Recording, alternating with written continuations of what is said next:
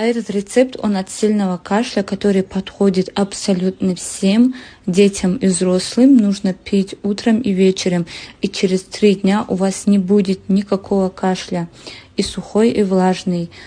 Мы должны 1 чайную ложку соды погасить кипятком, затем добавить 1 чайную ложку перекись водорода и 1 чайную ложку меда.